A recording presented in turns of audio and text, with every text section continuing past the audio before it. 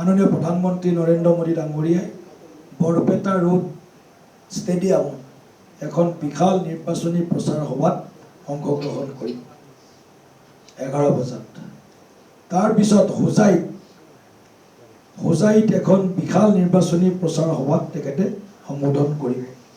তাৰপিছত বিয়লিৰ ভাগত ডিব্ৰুগড় মৰাণ পলো গ্ৰাউণ্ড খেলপথাৰত আন এখন বিশাল নিৰ্বাচনী প্ৰচাৰ সভাত অংশগ্ৰহণ কৰিব।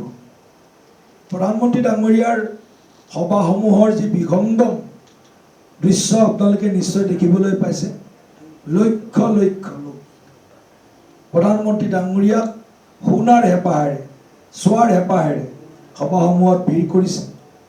আৰু আমি অসমৰ জনগণক কৰজোৰে বিনয়েৰে ধন্যবাদ দিছোঁ, তেখেতসকলক কৃতজ্ঞতা জনাইছোঁ যে প্ৰধানমন্ত্ৰী ডাঙৰীয়াই অসমক যি ধৰণে যোৱা 12টা বছৰ আগবঢ়াই লৈ যোৱাত এজন অভিভাৱকৰ দৰে ভূমিকা, এজন মেণ্টৰৰ দৰে ভূমিকা পালন কৰিলে, এজন প্ৰধান সেৱকৰ দায়িত্ব পালন কৰিলে, যাৰ কাৰণে আজি অসমত পৰম শ্ৰদ্ধেয় প্ৰধানমন্ত্ৰী নৰেন্দ্ৰ মোদী ডাঙৰীয়া আজি অসম সুহৃদ হিচাপে আজি তেখেতে অসমৰ জনতাৰ মন মোহিবলৈ সক্ষম হৈছে।